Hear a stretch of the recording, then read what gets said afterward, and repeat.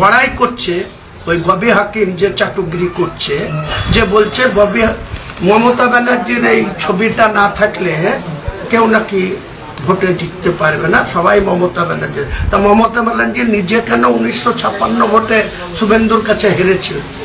78টা আসন কেন হেরেছিল? 77টা হেরেছিল, আর নওশাদ সিদ্দিকী ভাঙড়ে জিতেছিল। তাহলে মমতা ব্যানার্জির ছবি নিয়ে তো 294তে প্রার্থী দিয়েছিল, তো 78টা কি করে হারলো? এই জেলায় কি করে সাউনি হারলো, কি করে নাড়ু হারলো?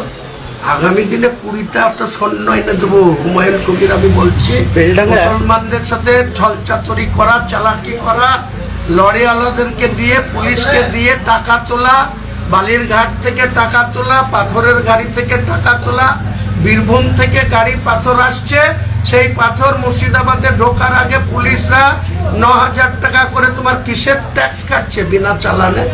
কিসের টাকা তুলছে? টাকা তুলে তোমার সম্পদ বাড়ানোর জন্য তুমি মুখ্যমন্ত্রী হচ্ছ।